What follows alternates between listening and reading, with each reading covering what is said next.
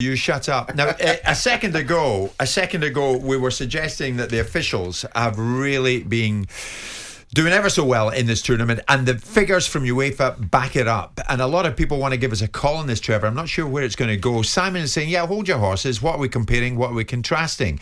But the stats are there for everybody to see. Less intervention from the referees, more willingness to let the games flow, fewer yellow cards, less simulation, a real clampdown on simulation. I think, Trevor, it all adds up to, the thumbs up to the officials. Absolutely, yeah. I think the flow to the games has been refreshing. There's not been so many stop-starts. I think the players have responded to that as well. I don't think the players have just thought, well, yeah, keep on doing it. They thought, well, you know, if I'm not getting clattered, there's no point going down and yelping because I'm not going to get the foul.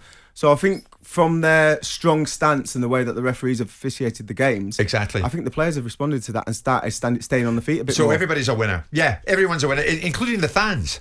In terms of what they're watching. 100% the fans, because they want to see honest players playing the game. They don't want to see people diving around and rolling around. We've had that. 08717 223344. You don't like the line, so will the officials learn from that here, Simon? That's what you object to. You don't think, well, hang on, our officials don't need to learn from it. But basically the message is, what can they take from what they're watching? Yeah, and I think if we're going to pillar the officials, which we've all been keen to do and right to do in English football, we do have to compare the same circumstances and say, how would our guys officiate under the governance of the tournament that isn't being driven by broadcasters, isn't being commented on by partisan pundits, and has a different dynamic to it than domestic football has. Yeah. So I think we've just got to be a little bit objective. All right, so the officials, how are they doing? Michael, big Chelsea fan, good morning to you. Good morning. I think they're doing okay-ish. I mean, Immobile should have been booked. That was the most disgraceful thing I've seen. It was awful. Yeah. But I think that the elephant in the room is the officials in the Euros don't have the pressure that our referees have got. I think the worst thing that happened was referees going professional. I think that they're too scared to upset their major clients, which is the big clubs. How many times do they make decisions against big clubs and they don't referee them again? And, you know, they've ignored the VAR evidence in front of their faces in some cases. And I think that there's a deliberate misuse of VAR here with the hope to getting it scrapped, because it works perfectly fine in Europe and it works perfectly fine in the World Cup, this championship, the Champions League. So I think there's too much pressure on referees here. I think they're too scared to do their jobs half the time, to be honest. Do you think there's anything in that, Simon? I don't think there's nothing in it, but I do think they're not. The referees in this tournament are not governed by the nincompoops in the PGMOL, and I also think that by definition, the referees had to go to professional. They had to be paid at a certain level to be able to attract a quality of refereeing and then hold them to that standard and make the whole refereeing setup more professional. Yeah. So I agree with him on one point, but not necessarily on the other. Okay, listen, thanks for that call. Michael, you've got us off and running. There's Spurs Andrews. Jim, shout out for the ref last night. Italy, Spain. How good was he? He let the game flow. Spurs Andrew, you're right, he did. Here he is, Mick, Sheffield Wednesday fan. Mick, how are you, my old chum? Hiya, James. Yes, hiya, boys who are in there. Good morning. Morning. I've always been in the same camp about VAR as Danny Murphy. I hate the thing, right? But if anything, the World Cup and this tournament have shown exactly how VAR can be successful and be a necessary evil. What you do to make refereeing better in this country is sack Mike Riley. He was a rubbish ref, and fancy that he's a rubbish administrator.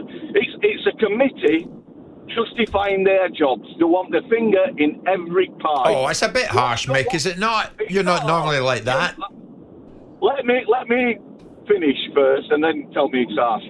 What you've got in this tournament is clear protocols given to the referees, and then the referees are allowed to go out and do their jobs.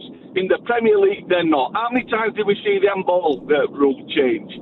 Over the season, it changed mid-season. You can't do that. You can't have a rule at the start. Then say, more because...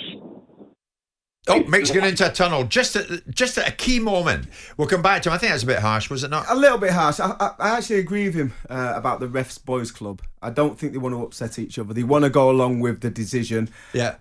Regarding VAR in this country, as we've not seen in the World Cup in 2018 and the Euros, it's been draining the passion and the glory and the excitement out of our game. In the domestic it takes so long. Yeah. And we've not seen that. We've not seen that in the Euros. So again, we go back to the interpretations.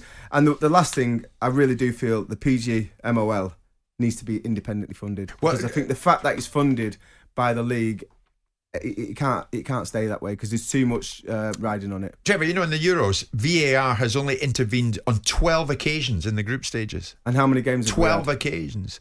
And UEFA say to us, 8 of them on factual grounds. So, I mean, again, it was kept at a bare minimum. Yeah. It kept at a bare minimum. We're getting many calls on this. It's interesting. Steve's a big Evertonian. Steve, good morning. Hi, good morning, guys. You okay? Morning, Steve. Good, mate. Good. What do you think about this? I mean, is it time that we look at this as a blueprint, the way these refs have gone about it here in the Euros, Steve? Yes, absolutely. I just hope that we can look at this and learn from it, how other countries implement things like VAR. It's our game. There were our rules initially. The whole of Europe and the rest of the world has changed that. We keep changing the rules, making it harder for ourselves. I just think that it's our game. Yeah. There are our rules, and it is coming home.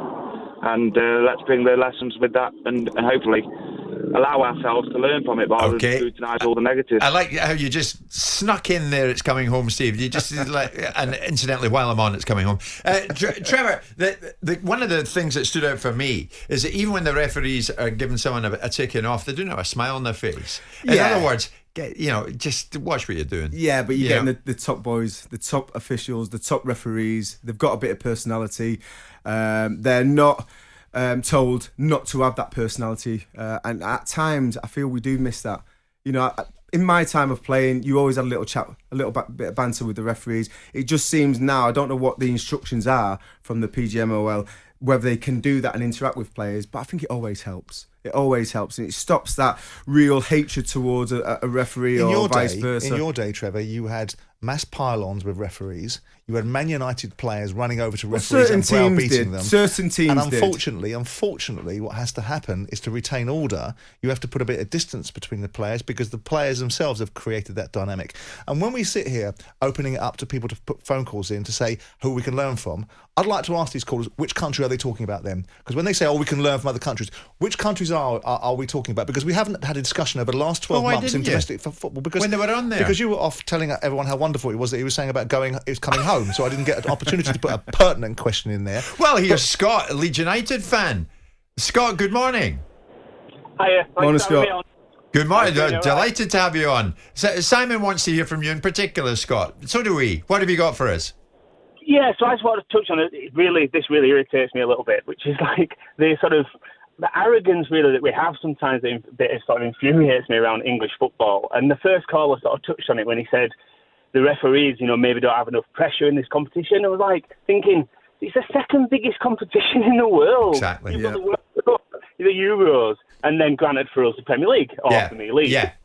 Like, it just infuriates me, and it sort of that touches on, I think, the whole ethos around everything from how we govern our referees to sort of, so VAR, for example, which is a big sort of bone of contention for me, which is around the lines of, if you look at how they've managed VAR in the Euros, that's how the fans want it to be managed. So why can't they just listen to what we're asking and follow that? Because it's not the referees. I agree with what Simon touched on before. It's the way that they've been instructed. Because they're professionals, they do a fantastic job. Yeah. They're just instructed to do it a certain way. And that was my point. Good man, Scott. Hold on a second. Let's interrupt Simon's doodling with his pen and a bit of paper. Do you want anything for Scott while he's on? No. I think Scott's points... When you talk about pressure, Scott, I mean, the uniqueness of managing the domestic game with the tribalism, passion, absolute unadulterated scrutiny, partisan pundits and broadcasters that dictate the way football is put out. Here we go. Are in part some of the reasons why that our domestic referees are having struggles as well. But also there is an intelligence which has been misplaced, and which is basically the English football trying to say initially, we don't want referees going over to monitors because we want the speed of decision to be quicker, and it's backfired. The thinking was right, but the execution was wrong, and I don't think it's an arrogance or a failure to acknowledge that there's pressure in the Euros. I simply think that there are different dynamics of refereeing in the Premier League and refereeing domestic football than there is international football. Yeah. Scott, if you haven't fallen asleep, do you want to say anything to Simon to that? So I guess I'd challenge back with that a little bit and explain that there's two things for me, which is a big issue, which is the fans. So we obviously don't feel heard a lot of the time, and that's a really good point with the referees. So, for example, what forums, what sort of interaction of the governing body, and I've forgotten the name, but you've mentioned it for referees. PGMOL.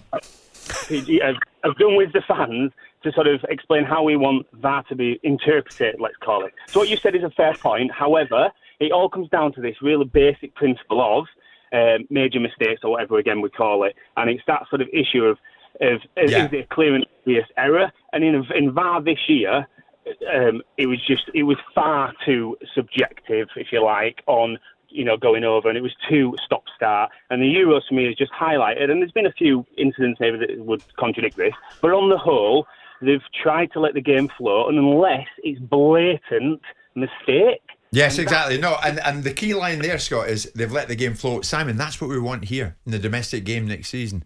Let the thing flow. Let it flow. Fewer yellow cards. Lack of simulation. And that's true, but also look at the ridiculous rules that VAR has had to work with. The handball rule that started at the beginning of the season, then the adaptation of it. Then the ridiculous situation where, was it Tyrone Mings chested the ball down? If he hadn't chested the ball down, then it wouldn't have been offside or interfering with the game. There's a whole raft of reasons. We can't just sit there and say, everything over here is perfect and everything over there is crap. Because it's not like that. You're just trying to be binary. You don't... Binary Burke. Oh, I hope you come tonight and sit beside me. It's Jim White, Trevor Sinclair, and him live on talkSPORT. Jim White and Simon Jordan, Monday to Thursday morning, 10 till 1 on AM, on DAB, via the talkSPORT app, and on your smart speaker. talkSPORT.